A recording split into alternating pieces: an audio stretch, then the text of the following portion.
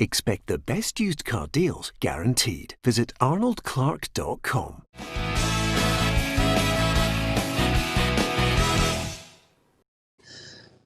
Welcome to Peter and Roughie's Football Show, sponsored by Arnold Clark. It's Wednesday the 16th of September. I'm Peter Martin, Alan Rough, Tam McManus and Charlie Adam of Dundee with us here in the studio. Yes, well, the boyhood club. Sum it up for us, Charlie. How does it feel to be a Dundee player? Listen, I'm absolutely delighted. It's taken a bit of time, but we got there in the end, and it's looks all right, doesn't it? But no, I'm excited. It's a 2-year contract, and it's an opportunity to play and help younger players and try and get the club promoted. It's a club that obviously Tam will know as well, that it's not had much success over the last few years. It's had a few disappointments, and hopefully we can be the group to then take it back up into the Premier League. Well, I was going to say to you, I mean, at the end of the day, what about the enthusiasm of it? You've signed for more than a few clubs. Is this one with is there a wee touch of emotion in it? Listen, every part of emotion, because of, obviously the situation that, obviously I got a family situation at the moment. My mum's is ill, not in a good way, and that was, in the end, probably it tipped it over the edge to get it done. So it's an emotional side of that, but also as a supporter of the club, you want to be the one that can try and take it back to where it should be. Listen, it's going to be tough, but I do believe that we can challenge to get into the Premier League, absolutely. And the manager's he's keen, he's enthusiastic, and do you know what? He's the only one in Scotland that actually picked the phone up and had the conversation, asking I'd be interested in. Fair play to him, and no, I'm excited to be working with him. Yeah, listen, we wish you well, and even better, Roughie, it's nice that Dundee gave Charlie a map so that he knows exactly where to go when he gets into his car. Yeah, he's got a fair way to go where he's sitting now, because I can't even see Scotland on that map. So no, no, it's a fair old John. No, I think he's going to have an exciting season. It's a good division, the Championship. Having been in there, all the clubs are pretty competitive. So Fantastic. We'll just have to wait and see. Yeah, well done. Absolutely delighted that you got the move, Charlie. I know everybody was hanging on your every word over the last couple of weeks, but once you get into it and get games, and Tam, that's the big thing. I mean, you know what it's like to sign for Dundee. The way things are going, it's just getting games, especially for Championship, League One and League Two. Yeah, listen, games are important, for all the Championship and the lower league teams. You can see them starting to play friendlies now, which is great. They're getting some game time under their belt, and like Charlie, I'm delighted Charlie signed for Dundee. I was at Dundee for a couple of seasons, and I know how big a club it is, how much the supporters care about the club, and they've been down in the first division for a long time. So, listen, we want them back in the top flight. Dundee United is always a great derby game. I played in a couple myself in the Premier League. Great games to play in. The whole city comes alive. And so it'd be great to see Dundee back in there alongside their rivals across the road. And I think Charlie can help that. And obviously, with Hearts being the favourites in there, I hope that Dundee win the league. Yeah, absolutely. Well, you're speaking for yourself, obviously, there, Tam. So nobody else is going to back you up in this show. Hope Charlie's second and he wins the playoff. I'm winding you up, Chaz. He's going for it today, I can tell. Also, I'm going to say to you, George Donaldson says, Roughie, have you been on the sunbeds again? And this is the thing about it, Roughie, because you always look as if you've come off a holiday program, and we look as if we need some food and an extra nutrition. No, I have to say, I got an invite to go and play golf today down at Gullen with George McNeil, a good friend of ours. The sun was shining, so I'm an outdoor guy. I just can't help it. I'm out there. I'm playing tennis. I'm golfing. I'm playing bowls tonight later on. So that's what it is. It's the outdoors. That's what kind of guy I am. Yeah, and the great thing for Charlie signing for Dundee as well that he doesn't know is once he's a regular on the show, Charlie will get to visit some of the best golf courses with Roughie, because Roughie likes to have new mates that he hangs about with. And that's what happens, Tam. In the early days, Roughie takes Charlie under his wing, and then eventually he'll distance himself from them once it gets to maybe the 2-3 month stage. Yeah, once he's had a couple of games of golf out with Charlie, a couple of freebies, then I'm sure he'll ditch him again like he does with the rest of them. He's a user, Roughie. Yeah, no. That's exactly it. I can't sum it up better than that, Charlie. Just get used to it. Get a wee game at Glen Eagles and then get thrown out on the scrap heap. Anyway, a lot of people, I have to say, thank you very much. Kieran Ward, who's in Tipperary as well. Lots of people wishing you the very best of luck, Charlie. In your good luck, Charlie, says John Donald. And I think everybody shares those sentiments. You've got a chance, 2 years to go there, strut your stuff and pass on all your incredible knowledge and experience in the game. So hi to Gary McGurn, Jerry McMahon, Alan Lawrence as well. There's lots of people joining us on Facebook and YouTube. And I might as well tell you, you know, whether you're in Scotland, whether you're in the UK or all across the world, all you have to do is just put a little message on our Facebook, on the Facebook Live today. All you have to do is like, share, or indeed follow us on our Facebook. And as soon as you do that, you'll be in there, in with a chance of winning some of these fantastic prizes. We're going to be picking out people, and I'll give you the list at the end of the week, and we'll do it next week as well. Some of our great T-shirts. Tell us who you support as well. That's not just so we can tag you. That's so we can send out the right type of T-shirt. Because the last thing we want to do is, if you're a Rangers fan, send you out a Jimmy Johnson T-shirt when really you might want a Paul Gascoigne one. So we'll send out all sorts of goodies. And if you're on YouTube and you want to subscribe to our YouTube channel, we'll also just stick in the live feed, the type of the club that you support, and we'll try and do something for you. So thank you to the countless people who've done that. We'll read out 5 winners this week, 5 next week as well, and we'll get as many prizes out to you as we possibly can. Hibs have signed Stephen McGinn. He left St Mirren at the end of the season. Tam, he's signed with Hibs until the end of this season. Roughie. Yeah, he had a short spell there. He picked up, I think, what everybody thought was a really, really bad injury, but he's come back pretty quick.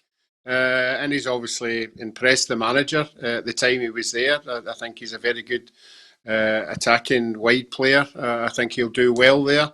And it's good for the lad, you know, because I thought he thought he had a really serious injury and he was going to be struggling to get back into top class football. But no, well done to him. Craig McGregor says, well done to Charlie moving to Dundee. A great player, probably didn't get the recognition he deserved at Rangers. So some nice comments there, and a lot of Dundee fans as well passing on their best wishes and looking forward to what you're going to do at Dundee. Just before we get into the meat and bones of most of the other topics we're going to discuss as well, you can not only like, share and follow us, but subscribe to our YouTube channel, but you can also follow what's happening on our predictor. We didn't get a chance to do it on Monday. Here's how the predictor looks after the weekend's football, guys. And Tam, you've got to be happy with that. You're still smiling with this was, of course, your Dolph Lundgren days when we took that photograph. But you're way out in front, Tam. Yeah, I am. There's a long way to go, Peter. You know, I'm a few points ahead just now, but I see you're on 54 and you obviously be looking to go for 55 soon. So, listen, there's a long way to go. Yeah, thanks for that, Tam. There's always a good noise up when you're on the programme. So thanks to lots of people who are posting. And Sean Grogan says, it's great to see everyone pulling for Charlie and positive messages. Yeah, you're absolutely right. Because lots of people. You will read in and out if there's anybody. You will read out if there's anybody from Dundee United. Yeah, you will comment if there's any comments. I'm sure you will down the line. Charlie knows that it's, you know, we read out the negatives, but we read out the positives as well, and it's all nice, positive messages coming through from him at the moment. To be perfectly honest with you, listen, Steven Gerrard and the Rangers squad are training at the moment over in Gibraltar, ready for Lincoln Red Imps. These are what I call it's a no-win situation, Charlie, because Rangers are expected to win against a team of part-timers. Celtic came a cropper with them in Brendan Rodgers' first game in charge, but I think Steven Gerrard's team are well ahead of that. They know what it takes in Europe they should be able to go over there and just should we be expecting Charlie 5-6 goals? The way Rangers are playing at the moment, absolutely. I see these games as a mentality game. If Rangers approach it, the mentality is right. The quality of player is not an issue. It's just if they apply themselves to the situation, understand where they're at, and if they, like I say, if they apply it right, the game will end up 4 or 5-0, and it'll be a cruise. Yeah, and let's find out about this tie from our reporter Gabriel Antoniazzi. Rangers begin their Europa League campaign away to Lincoln Red Imps of Gibraltar in the second round qualifier on Thursday night. Lincoln were formed in 1976 and are the most well-known team in their league. They're currently managed by former Benfica centre-back William from Brazil. They play at the Victoria Stadium, which will of course be empty on Thursday.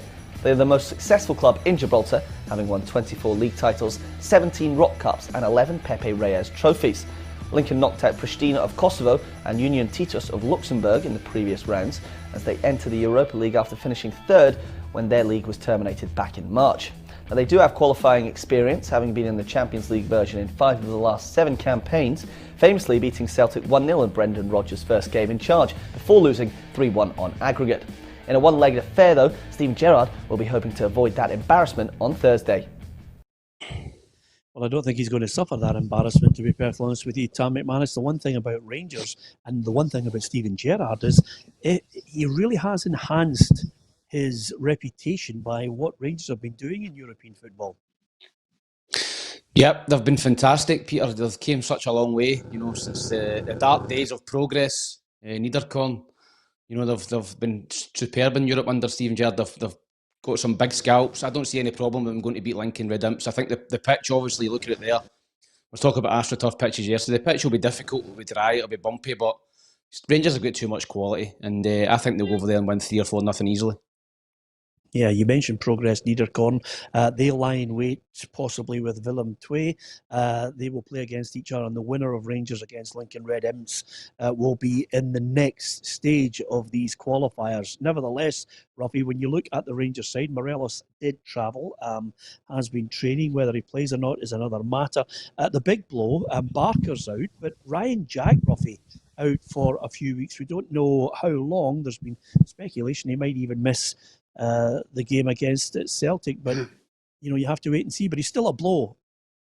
Oh, it is a blow. He's come on year on year. He's been introduced into the Scotland team, which is good for him as well. So no, I think he was really trying to kick on his whole season. So it's a wee bit of a blow for him. I hope it's not bad at all, because I think Steven Gerrard really fancies him in that team. I think he's a permanent addition in there. And he'll be hoping to get him back as quick as possible. Yeah, Fiona Docherty says 4-0 to Rangers.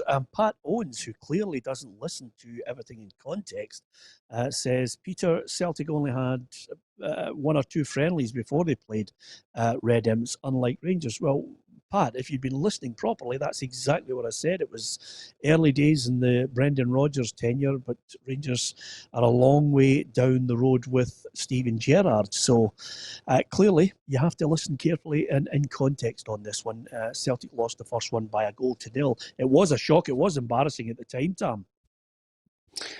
Oh, it was an absolute, it was a shocker result. Even though Brendan Rodgers was just in the door at Celtic, you would never expect Celtic to go over there in a part-time team to beat them. So it was a shocking result, a bad start to Brendan Rodgers' career. But listen, I think that was the only blip in Brendan Rodgers' whole time up in Scotland. He won everything up here, and he done so well, and they finished the job at Parkhead. But Rangers need to be careful. Obviously, it's just a one-legged tie. So listen, you don't get a chance to take them back to Ibrox and beat them 3 or 4-0 on the night if you have a off day. But I don't expect Rangers to have an off day tomorrow night. I think they'll win the game comfortably. Yeah, it kicks off at 4 o'clock, unusual time, but I'm going to go with Fiona Docherty. I think Rangers will win 4-0. Yeah, 4-0 for me as well, Peter. Charlie? I'll go 3-0. I just think it'll be, it's the first goal's crucial. If you get that early, then it could be a cricket score, but I'll go for 3-0. What about you, Roughie? Yeah, I'm going to go for 3-0 as well. I think it'll take maybe 5 or 10 minutes to settle into the game, but I think when they get the first goal, I think they'll just see out the game. Obviously, use as many substitutes as they can and get back home for the weekend. Yep, Stuart Bell says 3-0 to Rangers. And the one key element of this that I think is important, this is obviously Rangers against Lincoln Red Imps. We will feature and preview Motherwell and Aberdeen's games. But Tam, I don't want to be in a situation, surely, when we get to the group stages and, potentially we only have Rangers and Celtic flying the flag. It's been miserable over the last decade and beyond. For Scottish clubs trying to get to these group stages now. Yeah, listen, other clubs have got to chip in, Peter. We can't be relying on the old firm every year in Europe. Aberdeen have got to be doing a lot better. They've got a good squad of players. Motherwell, just scrape by, in the last round. So, listen, they've got to try and at least get out that last game before the group stages. We're going out in the first and second round and it's not good enough. So if you can get to that last game, listen, it's always going to be difficult. I think the last tie before you go into the group stages is always probably a bigger team. So we've just got to hope that they can get through this round and then kick on for the next round and get in the group stages, because it would be great. We've seen a few clubs over the last few years. I think Aberdeen got in the group stage a wee while ago, and it was great to see the games. And I think you look over the water in Ireland, Peter, and the Irish clubs there's a couple of them getting the group stages every year. Shamrock Rovers, Dundalk, teams like that. So if they can get in it, there's absolutely no reason why we can't get a club out with the old firm in the group stages. Yeah, fingers crossed. 2-0 to Rangers, says Eddie Thompson. And who are we to argue, Eddie? I think we all agree. We certainly don't see Lincoln Red Imps scoring, because this is a Rangers team that's had 7 clean sheets in their opening 7 league games. No mean feat, and well worthy of the credit. As far as Lincoln Red Imps and Rangers, will look at the other matches: Viking against Aberdeen and Motherwell taking on Coleraine in tomorrow's programme in greater detail. But give us your thoughts on how you think the match is going to go. If you're an Aberdeen fan out there, how do you think it's going to go for you? If you're a Motherwell fan, is it going to be another night onto another qualifier? And as positive as it was in the last round? We'd love to know your thoughts on that. We're going to talk St Mirren against Celtic as well. We'll hear from Neil Lennon shortly. Just a point there, Charlie, and I was picking up on something you said there, which was, Dundee and their manager and Dundee as a club were on the case with you, and that was, really the only kind of a call you got from Scotland. I'm just looking at Andy Halliday, who says he's had 6 or 7 offers, maybe not the right club that he was looking to join. It hasn't been right financially or the right move for his family. Now, we had Andy on the programme about 3 or 4 months ago, and he basically said, look, I can go anywhere. It's just me and my wife. We can up sticks and go anywhere.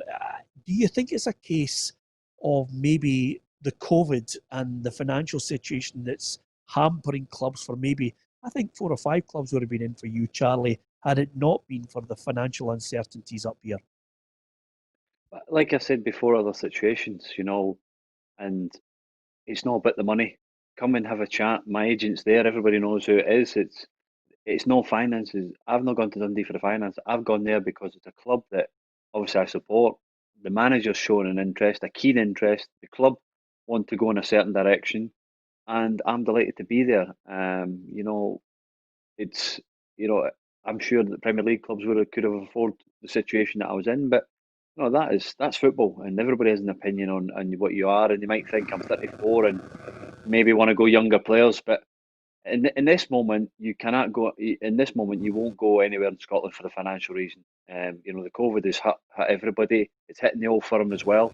Your Aberdeen, your Motherwells, Hearts, Hibs, the big clubs they'll still feel the pinch as well. So I think it's for this season. I think it's about going and playing at a club that you feel happy, and the finances will come reward. Listen, I'm lucky that I've had a good career. I could say that, but I don't think it's this decision now is about people making finances. It's about a footballing decision and what club you want to go to.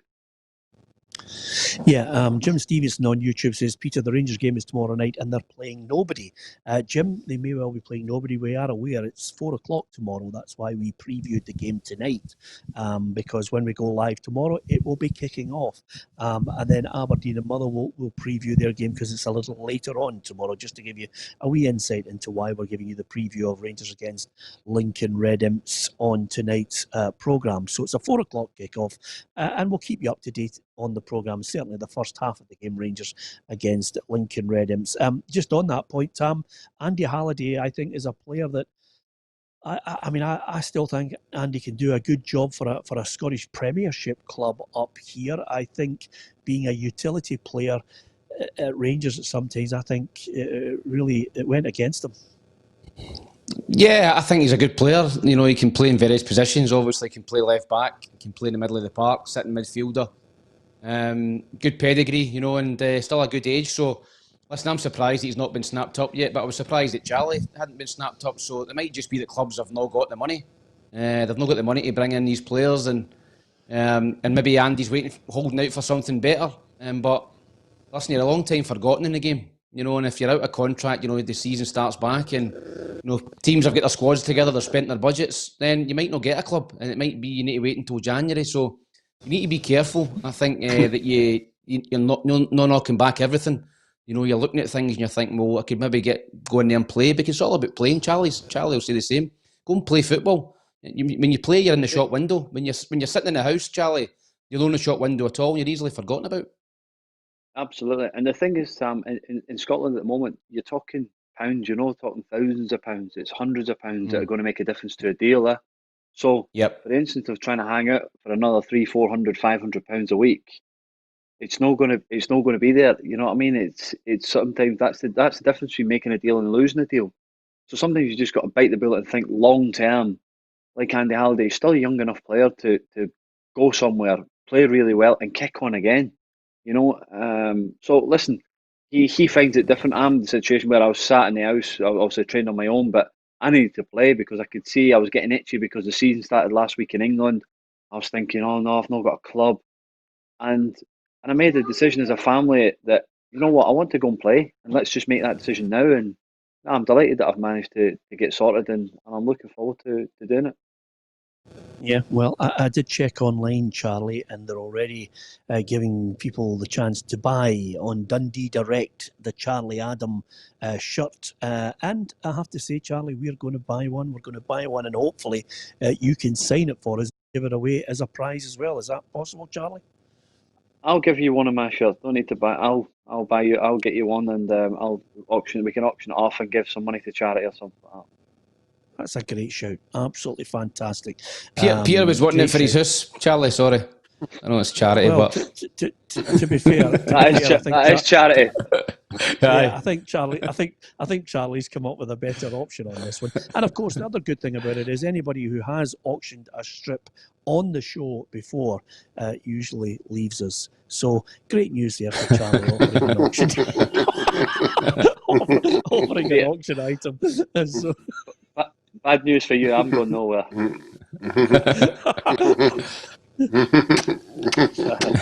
have we heard that before? Where have we seen that before, Sam, eh? Aye. You might say that after the first game. Rangers midfielder. Yeah. Now, where'd you see this? 3 weeks from now, the number 26, I'm off.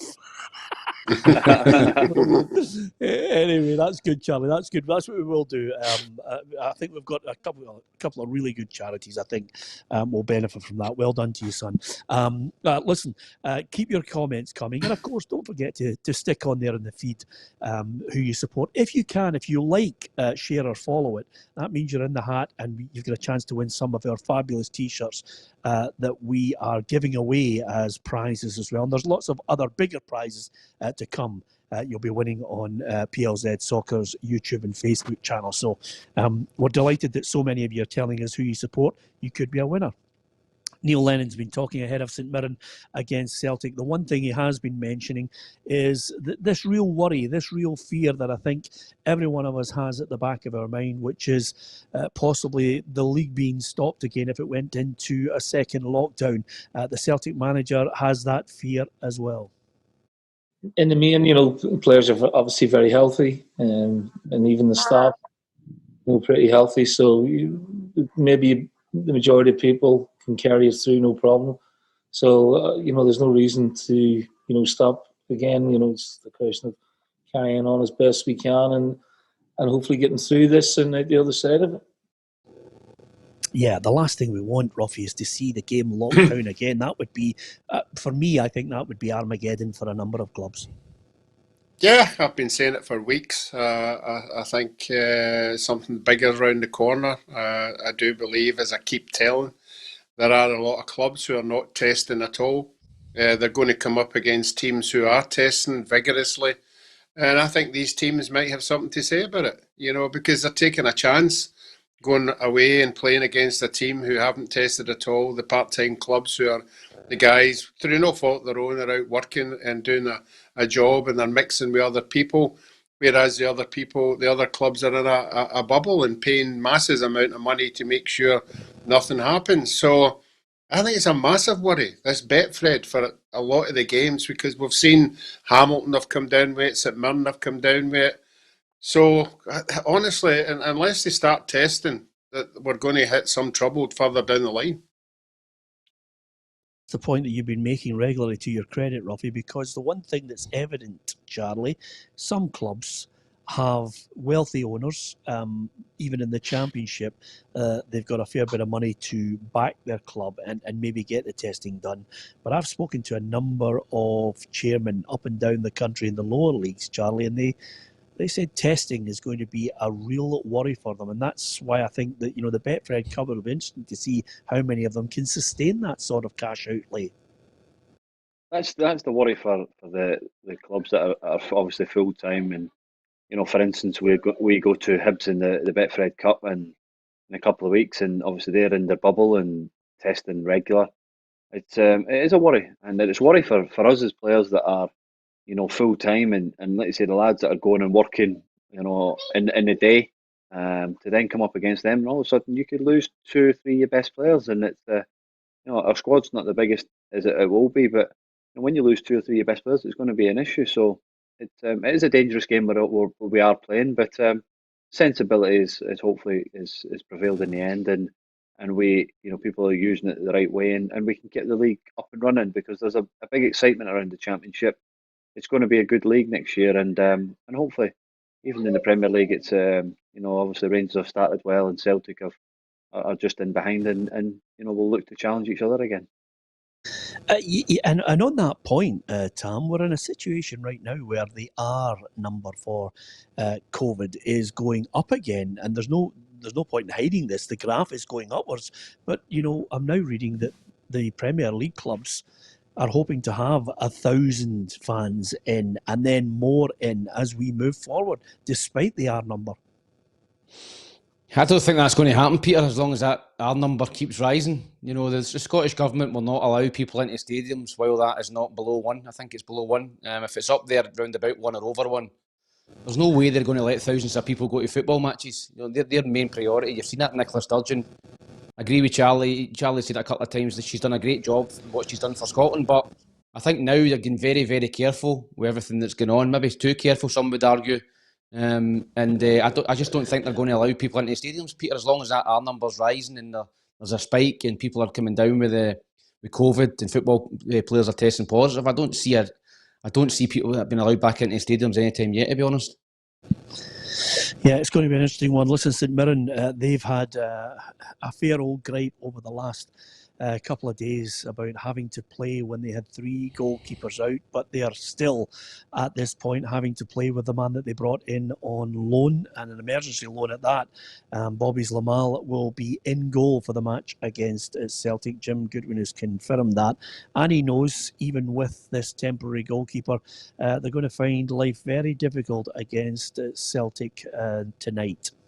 I think Duffy coming in is a terrific signing. He's Irish international, still a great age, really good experience down in England, and I think he'll be a big player for them. And added to that, Ajeti and Edward looked really, really good at the weekend as well. And I think once they get him up to speed, along with Edward, then they've got themselves a really good striking partnership as well. So Yeah, we know what to expect. We know how difficult it's going to be, but we, have got to go into it with belief that if we stick to the game plan and we do things properly and do the basics well, then we give ourselves a chance of getting a good result.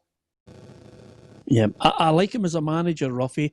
I thought with the signings that he managed to get before the start of the season, they'd be a bit more compact. It looks as if it's going to be one of those real battles for them where goal scorers could be the key to them avoiding, the real relegation battle. Yeah, I think Jim Goodwin will come out after the game. I don't know what the score will be, but I'm sure he will say they won't be judged on that game against Celtic. They'll be judged against the other teams who are in the bottom six. That'll be the points, the 3 points that are the crucial points to get their hand on.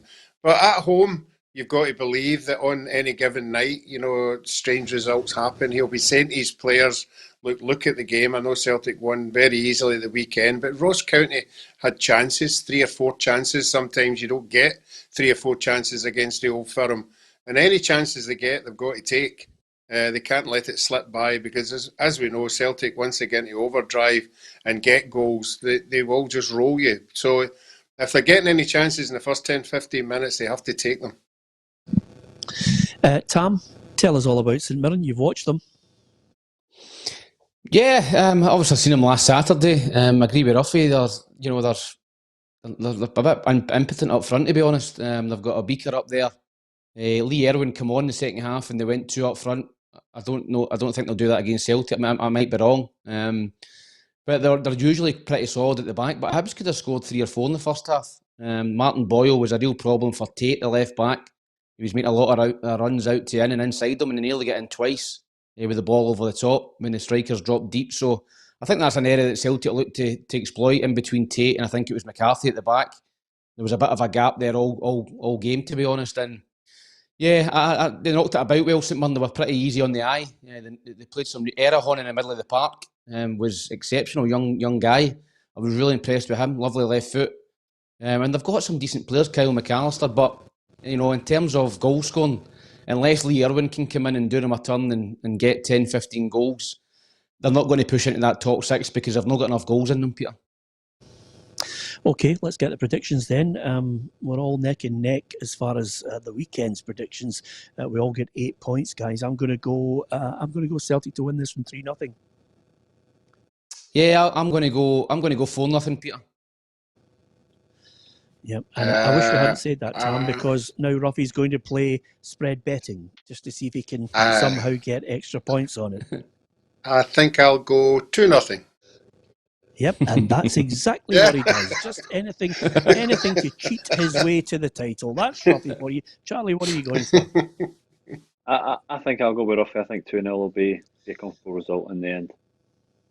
Yeah, absolutely. Incidentally, we are mentioning to a number of people, if you want to just like, share and follow, you will be in the hat and we'll be picking out some lucky winners to win T-shirts. We'll get a lovely kind of a Paul Gascoigne T-shirt here that you could win. We've got Johan Cruyff, George Best as well. We'll get some classic PLZ tops as well with the number 7 and the number 10.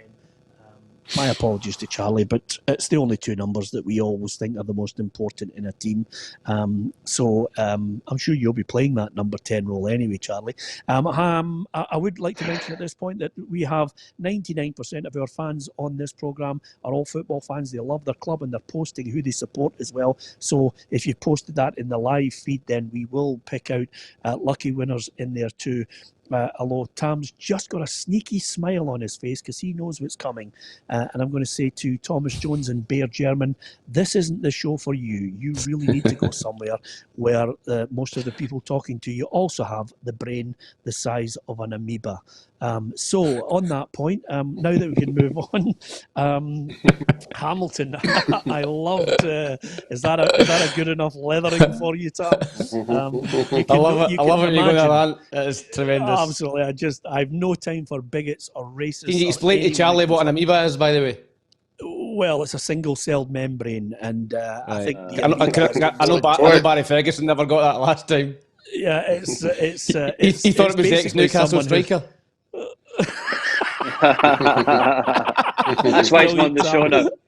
That's why he's not. We got some brains on this show. That's what I love about this show. Everybody just batters everybody else. But what we do is we consistently compliment the people who love their club, passionate about it. Give us pelters by all means, but once you go down a certain road, I make no bones about it. We just want you to go somewhere else. As simple as that. The one thing that worried me, Roughie, was Hamilton now reckon that the first team players who have caught this COVID virus might have got it when they all jumped on each other for a goal celebration. Yeah, I think that was very obvious when you saw it. Right at the very beginning, you were told, the way to behave. But in a football manner, when things like that happen, you get a goal. You just can't help yourself, doing what they did. And I don't know if that is the reason. Hopefully it's not. I'm sure they were all tested before the game and they were all negative. So I don't know. I mean, you don't know where you are with this, but I would like to think it wasn't, because every time I look at a football game, players are all shaking hands, they're all jumping at each other. I hope it's not. That's what I'm saying. I just hope it's not. Yeah. Do you know the one thing about this, Charlie, is the tremendous amount of, is it a lack of understanding? Is it not enough information on it? If all these players are in a bubble and they're tested on a regular basis, I find it hard to believe that suddenly, by cuddling each other in a match after they score a goal, that they might have contracted coronavirus, because I would imagine all of them are free of it, and they've been tested to say so. Yeah, listen, that's a cover-up story for really what's happened. It's when you're in that situation, you celebrate a goal. Like you say, you've all been tested, 2 days before the game. So to contract the virus before that, and be negative is very strange. I just think that's a cover-up of why the lads have ended up with a positive test. And let's say, when you're in the moment and you score a goal, it's the best feeling. Tam will know he's a striker. He scored a lot of goals at the five-a-sides, but it's one of them that you get that feeling about scoring goals that you get overly excited. Yeah, absolutely, you do. You do. Listen. Even if he's coming at himself, Peter. He's coming at himself. Listen. I don't know about you, but there's two things that have happened with Adam in the last couple of weeks. He's started to relax, Roughie, and now he's just he's put he's taken the mouldies off and he's put the screw-in studs in, and he's just going over the top with every tackle. It's brilliant. Yeah, I've got a bit of confidence about myself now. Yeah. I really quite like. I really quite liked that one. That was a good one, Charlie. I liked that. No real need to suck up to him because you're going to play golf together, to be honest with you. Yep, he's looking for a freebie. He's definitely. Tam, the one element of this, though, and this is the one thing that's going to stick in a lot of people's minds. I read the back pages this morning and saying this wouldn't have happened if it was Rangers or Celtic, with regards to the goalkeepers. And there could be situations where a number of clubs suffer 3 and 4 players out. But the rules, especially with the UEFA, is if you've got 13 fit players, you play the game. You just have to get on with it.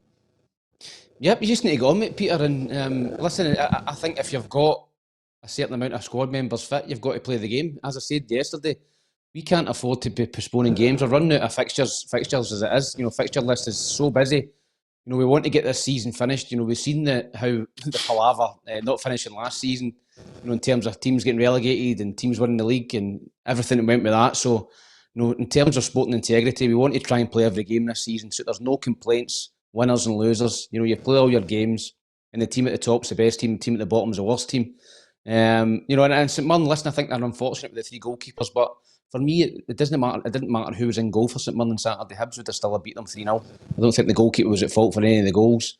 I think if you're looking for somebody to blame, you either blame your own team, the St Mirren players, or you blame the referee who missed 2 big calls. One, obviously, the Porteous handball, and one was Boyle, which seemed to come off his arm. So I don't think the goalkeeper situation made any difference to the result. So what let's go to the reverse roles. What happens if St Mirren beat Celtic tonight? Is this the best goalie that St Mirren have ever signed? It's I seen you having a pop at Jim. I think you're right. Let's just get on with it. You made the decision to bring this goalie in from Arts. And if he's not good enough, then that's your recruitment side that you've got wrong. Nobody else's fault. We are where we are. You've lost 3 goalkeepers. Deal with it and move on. And if it was the old firm, they'd probably have an under 17, 18 goalie. It'd be good enough to step in. But they can use the transfer market and bring the right player in. So, I just think that I just think it's an easy one to cop out with. Listen, like you said, Hibs would have beat St Mirren 3-0, no problems, if they had the best goalkeeper in the goal. So that's the way it is, and let's move on. And it'd be interesting to see if St Mirren can get something against Celtic tonight. Yeah, interestingly enough, and the point that I think everybody picks up on, I looked at the goals. I couldn't look and say, "Oh, is Lamal threw in one roughly, or it was a howler." You lose the goals as a team, defending as well. I would disagree in the third goal. I thought the third goal was a howler for any goalkeeper. But apart from that, they said there was 3 goalkeepers tested positive. If the third goalkeeper tested positive, how's he okay to be on the bench tonight? No, he didn't test positive. The 2 goalkeepers tested positive. No. The young boy, Urminski, the young, he's on the bench tonight. Well, if you let me finish, I'll be able to explain it to you. 2 goalkeepers tested positive, but Urminski, who's the third goalkeeper, did not test positive. But on medical advice, St Mirren were advised that it would be better to take him out of the equation as well, which is why they then had to look for another goalkeeper. But it's okay for him tonight. Well, he's okay tonight because obviously time has passed and they think he's going to go on the bench. He wasn't test. He didn't come up with a positive test, Roughie. And what about the goalkeeping coach as well, who spends a lot of time with his goalkeepers? Absolutely. I am not, at this point, the legal defence for St Mirren. They were placed in a dilemma where they had 2 goalkeepers who were out of the equation. The third one, they were advised to take him out of the equation. And you could probably look at Hamilton Accies and suggest to yourself, well, wait a minute, they've lost 4 players. How many players were all attached to those 4 players? Realistically, there's a lot of smoke and mirrors going on, Charlie, as you're well aware in football, where people are economical with the truth because it takes them down a road where they could be snookered going into a game. I'm not for a minute suggesting they're all saying, let's break the rules and put somebody on with COVID. That's something that's happened already with Balling goalie, who decided to come in, not quarantine, not self-isolate, and play in a game against Kilmarnock. But, clubs have to, if clubs were following this to the letter of the law, more people than 4 players, Charlie, would be out of the equation. Yeah, absolutely. It's, there's, especially at the big clubs, in England and that, I think you can cover the situations up well, and if your star players out, then there'll be ways around it. It's a difficult situation for all the clubs. They're trying their best, and it just seems every week we seem to be getting more and more positive tests, and let's say at the start of the show, it's a worry for Scottish football. Yeah, absolutely. And as Roughie highlighted, and I think all of us would love to see the football getting started and the Betfred Cup. Whether it's going to actually get the go-ahead and all the games will get the go-ahead, we'll have to wait and see, because testing and the ability to pay for the tests is something that I think is going to be severely tested in the lower leagues, with the clubs having to come up with that cash. As far as getting fans into the grounds, I know the SPFL are going to actually meet to see if they can follow suit and somehow get more test games for everyone to get involved with. And get more fans in. After having 300 in the game Ross County Celtic and Aberdeen against Killie, then they certainly want more fans into the grounds. And I don't know about you, but you watch some of the old classic games, or even the games from last season, you see some the stadiums full. I mean, a year ago, Tam, we were never even thinking about this, and now every game you watch, it's just empty, it's soulless. It doesn't matter if they're adding crowd noise. There's some, the only one that I actually didn't pay any attention to the crowd noise was Liverpool against Leeds, because it looked as if it was a school team game. Yeah, Peter, it's not ideal. Listen, we want fans, and I'm the same as you. I've been watching highlights of games, and you see supporters celebrating goals and running on the pitch when somebody scores, and players running into fans behind the goal, and it's just, we're missing the supporters badly. It adds the atmosphere, it adds the colour, the noise, everything to do with football is about fans, and we need it back quickly. But as I said to you, the Scottish Government have been very, very careful from the beginning with COVID, and I just don't see them, rubber stamping 1,000, 2,000, 3,000 people into stadiums, much to the annoyance of, I think, Celtic and Rangers fans who have got massive stadiums and could easily get a third into that, maybe get 10 or 15,000 into their stadiums, but I just don't see the Scottish Government risking it just now with that R number, hovering up around 1. Yeah, Charlie, the implication, Roughie? No, I was just going to say, the bigger picture is here that we'll stop talking about is there's no income coming into clubs. Yeah. There's no income coming into clubs, so I don't know how some of the clubs are unable to deal with paying the number of staff that they've got. It must be a total worry for everybody until fans start paying to come back into the game. Roughie, that's the next problem coming up. And it goes back to what I was just about to say to Charlie. Charlie, down south, they reckon the Premiership clubs in England are losing the combined figure of 100 million per month. It's incredible, isn't it? They're obviously saying now that there's a few English clubs will be allowed to take 1,000 people in from the weekend. I was talking to one of my mates is at Fleetwood, and he was saying that they'll be 600, I think, next week at a game, and then they'll be building up to 750, and then they'll go to, the 1,500 mark with the season ticket holders. So they're moving in the right direction, but in Scottish football, obviously, we are behind, and I just think we if we have to go and try and move it forward a little bit quicker to get fans in, but it's people's life and health is at risk, so we can't go with that. So the government will obviously make that decision, and we'll have to move from there. Okay.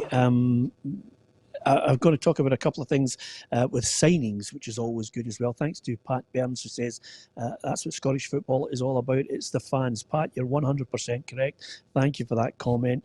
And a lot of people just, voicing their concerns about even getting 1,000 fans into the grounds up here as well. So I think a lot of people, even Kenny Whitson says, even with fans getting back in, less than 1,000 is going to make it viable for clubs to open food kiosks, etc.? Well, the answer to that is emphatically no. There's so many industries. This is the one thing about it, which is a nightmare. And we mentioned it 6 months ago in the show, Tam. There are so many industries attached to football that are suffering badly from this. Yep, absolutely. The catering side of things, in terms of going to a game and having a pizza or a pie or a bovril or a coffee, pubs, supporters like to go for a beer before the game, go to their favourite pub, have a couple of pints, and walk along to the game. That's not an option either. So it's a knock-on effect from, no crowds being in. As I said, your pubs, your bars, your catering. And it's just a real worry just now. Hospitality, clubs survive on hospitality. Maybe getting £50 a head, come and get your meal and your drink, watch a game and make a few quid off of that as well. So, it's just a nightmare, Peter. And I just don't see where it's clubs are going to really, really struggle. When the furlough ends next month as well. A lot of players are maybe still on furlough. It's going to be a disaster if there's no fans in the grounds. Says, can you stop talking about COVID and talk about football? It's non-stop, man. John, unfortunately, every day when we get the news coming out, we have to relay to you what's happening. SPFL having a meeting. People talking about the Betfred Cup. Why are they talking about it? COVID. What are the implications for clubs? COVID. What are the financial implications? It's all linked back to the worst pandemic in 100 years. You're absolutely... I'm sorry, John. I wish we could talk about, a guy beats 5 players and hits a lefty into the roof of the net. That would be absolutely magnificent. But Charlie's only training at the moment, and once he plays with Dundee, then we'll talk about that particular goal. Hearts have been talking about clubs with huge benefactors, Tam. Hearts look as if they are going to sign Miha Popescu on a loan deal. Will you be happy with that, wouldn't you? No, Peter will be happy, obviously, being a massive Hearts fan, a closet Hearts fan, I would say. that his pal Ann Budge is opening the chequebook and signing some players and backing the club. So I'm sure she'll invite you along to hospitality, Peter, once it's up and running again. Well, to be perfectly honest with you, most of my mates invite me to it. I don't need Ann Budge to invite me to the Hearts hospitality, to be honest with you. Look at Roughie, they're just grinding his teeth on this one. Listen, they're one of the clubs that Charlie, I'm going to get Charlie's thoughts on it as well, Roughie, but Charlie mentioned earlier it's going to be a great division when it starts. But that's what's going to make it great. Charlie's in there playing with Dundee. You know, they'll have a good squad. They'll be battling away in contention at the top end in my book. The Jambos, clear favourites to win that division. Yeah, I think they are clear favourites. I think Charlie's already touched on it. At this moment in time, I think most of the clubs will be saying, let's get into the playoffs, because I think once you get into the playoffs, if you get that chance to take on the bottom team in the Premiership, I think you've got a chance. But okay, we've seen a lot of teams that have been predicted to run away with something and they've stuttered for whatever reason, maybe the pressure that's on them to get back up there. But on paper, it looks as if they've got the best squad. I think Dundee will be there as well. But my surprise package, as I've said, is Dunfermline. I think Dunfermline have bought very, very wisely, and they've got a lot of experience coming in there. So I think they'll be up there and all. So I think it'll be Dunfermline will be the surprise package. Dundee will be there. Inverness will be there. There's no doubt about that. But it is a very competitive league. The Alloas and everybody else will take points off people as was shown in previous seasons. So no, I think Hearts will win it, but I think it'll be tight everywhere else. Peter, Charlie, yeah. Can I just say that it's very difficult for a team that's been relegated to bounce straight back up. You know, wherever it is in Europe, you know, particularly in Scottish football, you know, I get relegated with Dundee and Dunfermline, and we were both heavy favourites to come straight back into the Premier League, and we didn't. And there's numerous, you know, Rangers struggle to get back up, Hibs struggle to get back up. You know, Hearts have got a losing mentality in that club. You know, and Robbie Nielsen's got a job in his hands to transform that into a winning mentality, and that doesn't happen overnight. So I think they won 4 games last season, so they've got to go and win maybe 20, 25 games next season. I appreciate it's a lower standard, but it's still not a gimme that Hearts are going to win the league, particularly if they get off to a slow start. Well, hold on. And that's the view. That's the view of the Hibs TV coming direct from the show.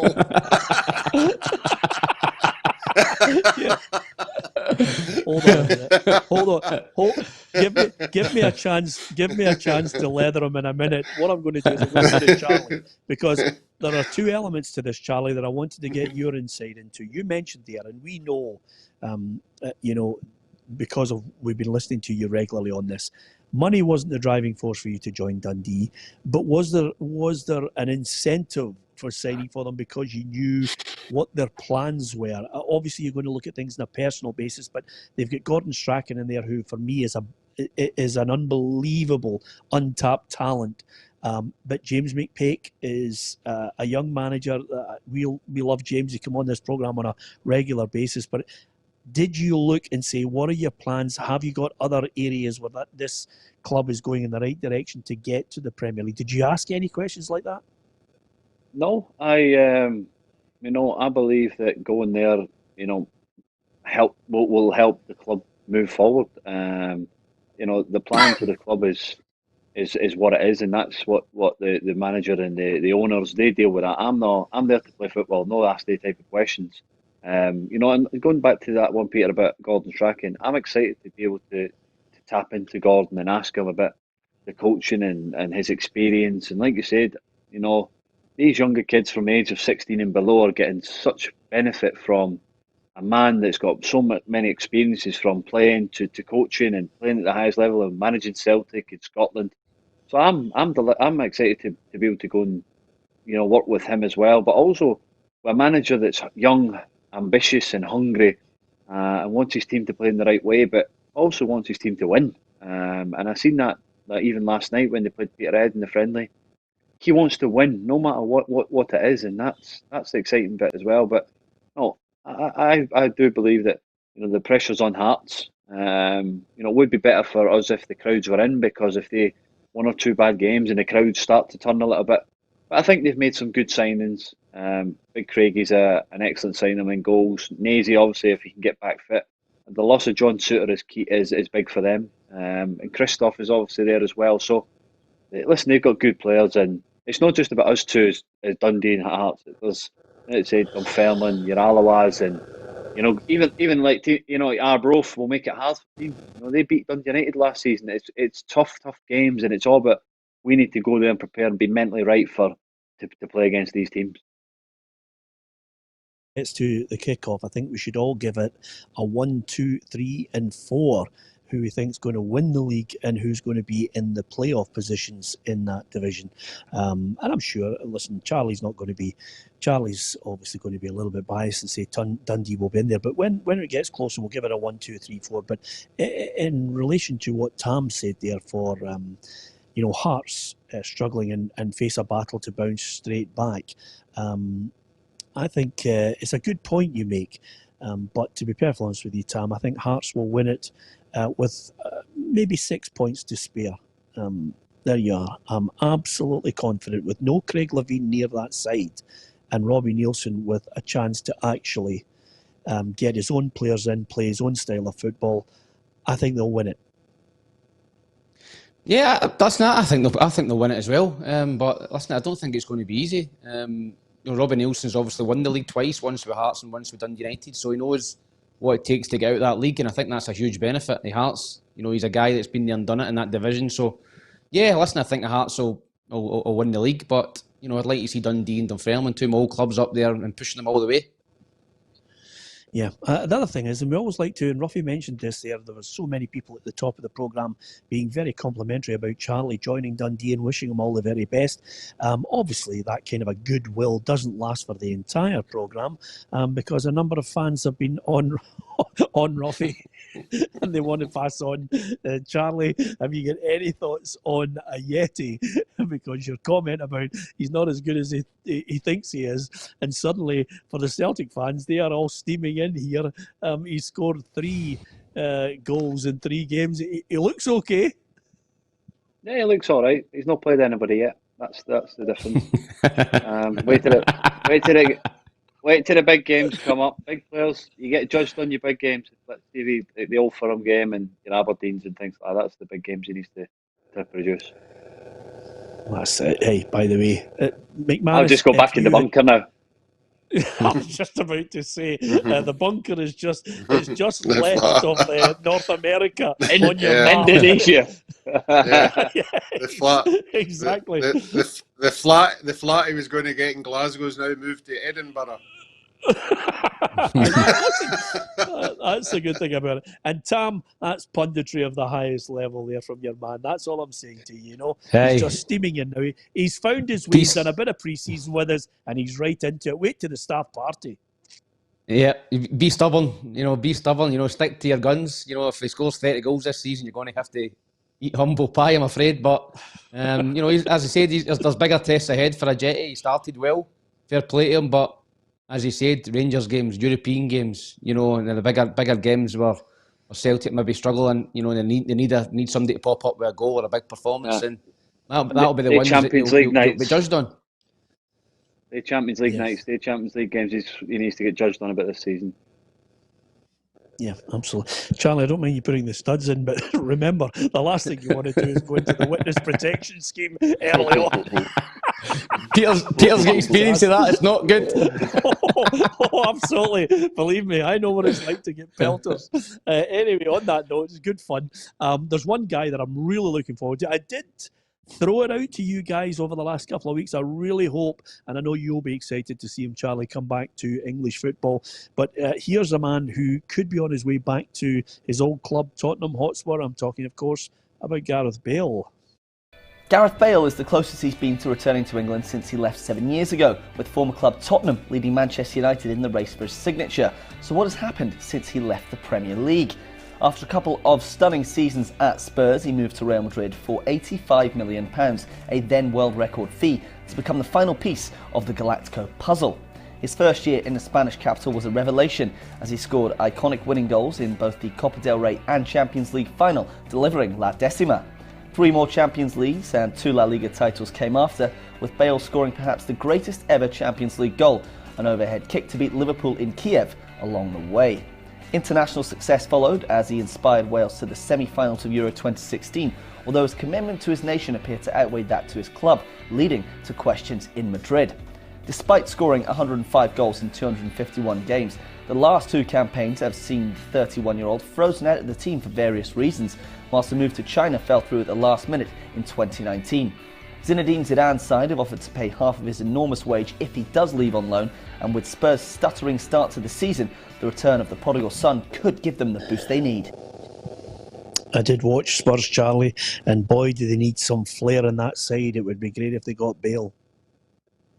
He's having a tough time, Josie, at the moment, isn't he? And he seems to just have been imploding. So if they can get somebody like that in the door, it's going to give the whole football club a lift. Listen, he's still one of the best. You don't win 4 Champions Leagues, and I think he's had a tough time at Real Madrid for what he's achieved. So hopefully, if he can come back to the Premier League, I'm surprised. I thought Man United would have taken him, but if Daniel Levy can get that deal done, it'd be sensational.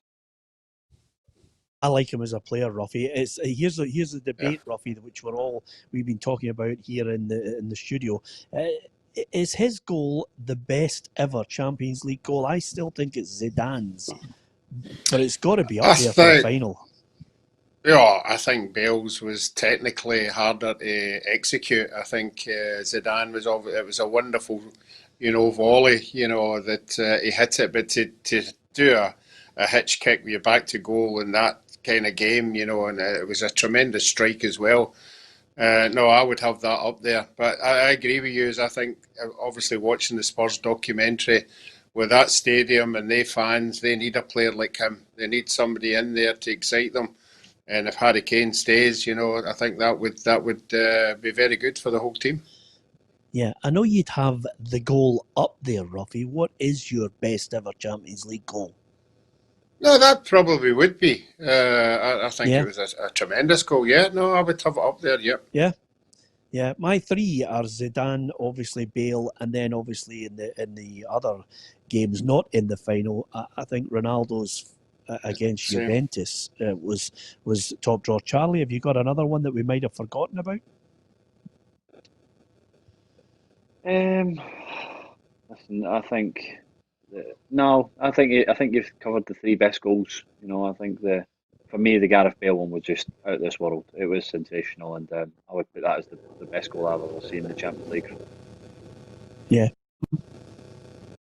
Yep, Gareth Bale's goal, the overhead kick. The technique, the degree of difficulty to do that is, incredible. That's a 1 in a million hit. A ball coming from wide and overhead kick into the top corner. You don't see that every day. So I think that's the best. That's one of the best goals I've ever seen, actually. Never mind in any game. Yeah, absolutely. High praise indeed. It's all about opinions. I think we're going to leave the last word today to Ian Noble. He's a good lad. I think, if my memory serves me correct, Ian is an Aberdeen fan, and he says Albion Ajeti is a poor man's Arnold Stavrum. So anybody who remembers Arnold Stavrum, he's one of those cult heroes. I played against him. Is that right? Was he any good? I scored a few goals for him, but I don't know what the Aberdeen fans thought of him, but I thought he was murder. There you go. Yeah. Okay, there you are. Fantastic. Listen, I'm going to, as ever, just as we're about to say farewell, I'm going to give you the last word because, as ever on this programme, we're never too far away from a statement, Roughie. The SPFL have put out a statement about Hamilton. The chance the game could not go ahead, maybe if they don't test positive. Further testing of the remainder of the players and backroom staff at Hamilton Academicals will take place tomorrow, the 17th of September, ahead of the club's next game coming up this Saturday. So clearly there is a chance that the game might not go ahead, but clearly the COVID is a worry there. So they'll have the tests, and if they've got 13 players that are fit enough to play, it'll be game on, Roughie. Yeah. I mean, that's the rules now. I think it's all there for everybody to see. Let's hope it's not just for the cause of it. Let's hope it isn't. Let's hope it's isolated and they have enough players, because if we start cancelling games, as Tam said, we're on a hiding here. So no, let's hope it's positive. Yeah, absolutely. Listen, brilliant to see Charlie signing for Dundee.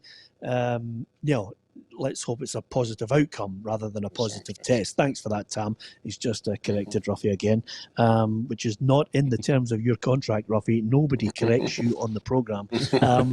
Listen, we've got more than a few of these to give away. We've got a great little, this I think is from our friends out there at Boca 10, who is a great website with some fantastic T-shirts. And this one is Paul Gascoigne. What a player he was. Was he any better than George Best for the generation who saw George Best? Probably not.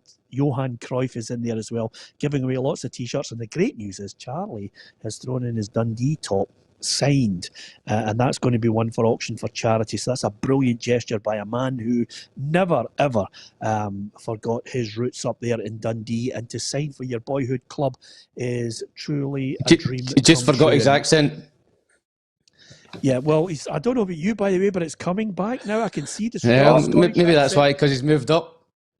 No, mate. My missus said that to me earlier, that the accent's coming back and the kids will be Scottish by the time they go back down the road in a couple of years' time. So, yeah, it's good. Good things are coming. Brilliant. That's absolutely magnificent. So, next couple of weeks, guys, when you join us on the show, Charlie Adam will be sounding like Cracker on the programme. It's as simple as that. It'll be magnificent. He's scoring goals for Dundee. He's a pint. It'll be magic. 3 pairs and a ning-a-ning-a-na. That's exactly what it is. There you are. That's what you want to hear, Charlie, for Dundee fans. That's exactly I can't wait to come and see you two play tennis. That's what I'm excited about. Yeah, absolutely. Listen, it's going to Laurel and Hardy. By the way, Tam, there's your new partner. Tam, there's your new partner, Tam. Get him there, get him there. I've already sent my racket back. I'm going to buy another one. We'll buy you another one, Tam. It's as simple as that. Can't wait for it. So, looking forward to it. It's now Adam against McManus. The last time we challenged anybody to a doubles match, one of them bolted. Ooh, spooky. Don't forget, like, share and follow us on our Facebook channel. If you do that right now, share it with your friends, pass it on to everyone, then you're in the hat to try and win yourself one of these T-shirts. And we've got lots of other prizes we're going to be showing you. And if you're on our YouTube, subscribe to it and put a little note in the live feed which team you support, and we will contact some lucky winners in our easy to enter competition. Simple as that. Join the football family. It's growing bigger and bigger every day. The #1 football programme in Scotland. We're on 5 days a week, and we're grateful to you for joining us. From Tam, from Charlie Adam of Dundee FC, and from Roughie, thanks for watching.